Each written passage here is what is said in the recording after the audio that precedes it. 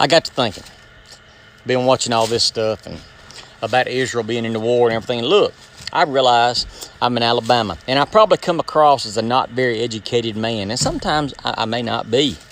But I see things in a common sense manner, and I don't apologize for that, because I am smarter than a lot of deans that run universities, because they can't use common sense. So I don't know a lot about history, but I know a little bit, and I'm going to tell you the reason this is going on, okay? People say it's not a holy war, and at its root level, at the very ground level, it may not be. But at the end of the day, that's exactly what it is. They hate Israel so bad because Israel is God's chosen people. The Jews are his chosen people, and they hate them so bad, and they might not even know why.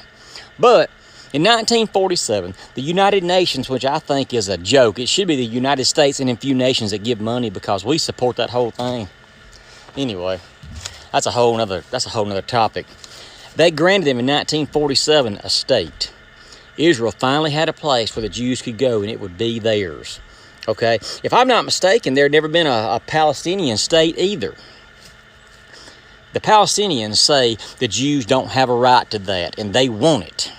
As a matter of fact, in 1947, when the United Nations granted them that, they had just granted all the countries around them, most of them, their statehood too. And the day after, Israel became a state. Now, all got moved in and cozy. All the countries around them attacked them. And this is what it all boils down to, see?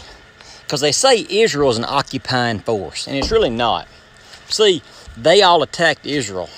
This little bitty country that is this big, and all the Arab countries are this big around it, and Israel's this big right here. And Israel whooped their ass. And they have continued to do it over the years. And it just makes them mad. It makes them so mad. Oh, they don't have a right. But what the Palestinians are is this.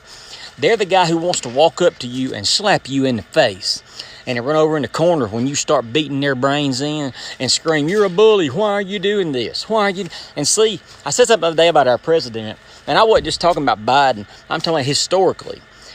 When Israel would go in and start wiping him out, people would come up and say, "Look, y'all can't do this. This looks awful. You're being too mean." That's what I was talking about, historically, not just Biden. They're saying Israel's an occupying force, okay?